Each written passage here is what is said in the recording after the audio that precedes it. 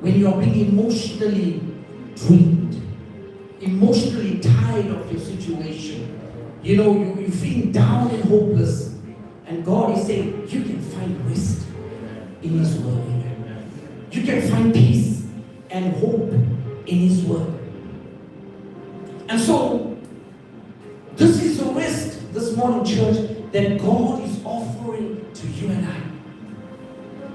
That when we are going through, things that are oppressing us, things that are causing depression in our lives or in our family or in our situation, uncertain future, facing a certain mountain in our lives, and we don't know how to go around it or how to overcome it. Maybe a bad report. Maybe you just got let down. Somebody let you down.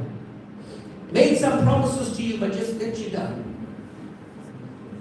Maybe you're watching the news and you're following the times, and the country is becoming unstable.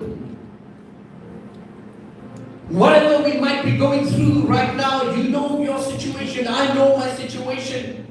And we're feeling drained and emotionally weak and hopeless. And the devil seems to be gaining on us. Yet God is saying to you and I this morning, come unto me and I will give you rest. In other words, abide in my word. Abide in me. And I will give you rest. See, we must come to the understanding that God is greater than our problem. That God is greater than whatever we're facing right now. And God is greater than the desires we have for our lives. Amen. You have a desire, a young person, or an old person, you have a desire in your heart, know that God is big enough to fulfill that desire. Amen. Amen, honeycomb. God is bigger.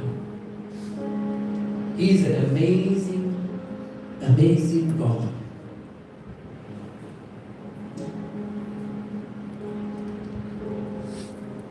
Here's the thing.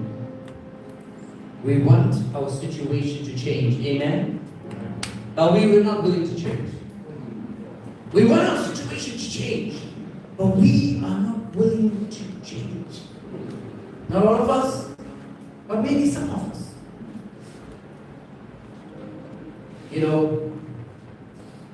I think I said this, but I'll say it again. Some 2 years ago, I went for a blood test. And the doctor said to me, when I look at your bloods, you are knocking on the door of getting chronic diseases if you don't make the change. Amen. And so I had a choice to make. Whether I change my lifestyle, my eating, my habits, or remain the way I was 2 years ago and end up with all those things. So I decided to change. This is why I say that sometimes we want our situation to change, but we are not willing to change.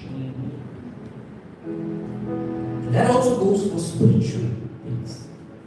That we want the blessings of God, but we don't think like the Word. We don't speak like this Word. We don't change as the Word wants us to change. Then how does our situation change? Change must happen. Amen. With us. Change must happen here. Change must happen in our lifestyle. And so when we change, when we speak, we will see the results of God. Amen. Jesus said, say to this mountain, move. Let's go to the Bible, 1 Kings chapter 19.